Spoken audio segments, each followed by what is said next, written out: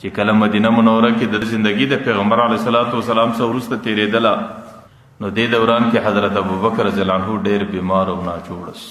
نو صحابه مشوره وکړه چې حضرت ابوبکر ته به طبیب راولو، علاج به کوو.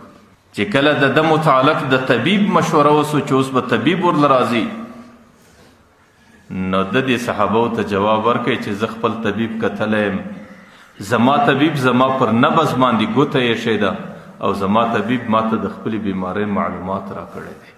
نو هغه صحابه پوښتنه کوي چې ستا طبیب تا ته څه معلومات درکوي؟ نو دی ورته زما طبیب ما ته دا ویل چې انی فعال لما یرید، زه هغه ذات یم چې زه د هغه شي کړنه کوم چې د کوم شي اراده ولرم. بس نو زما طبیب چې زما متعلق کوم اراده کړې ده هغه به په ما باندې کیږي، نور که د دنیا د سر ټول طبیبان تاسو ماله راولئ ما ته د هغې فایده نه رسېږي.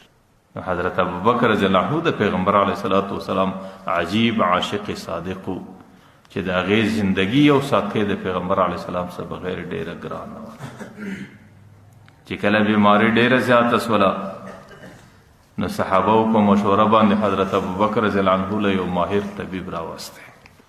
چې کله طبیب ورله راغلی، طبیب د حضرت ابوبکر رضی الله عنه پر دې نبض باندې ګوته کښېښوله، لکه د هغوی د علاج ترتیب دی د نبض په کتلو سره بیماري معلوم.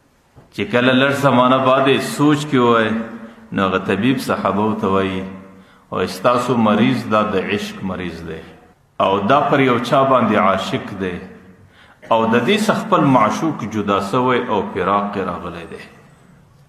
هغه طبیب ورته زما دی د الله په ذات قسمی که په مختصر ورځو کې د خپل معشوق په لاس ورنسي دی به د دنیا سره رخصت شي.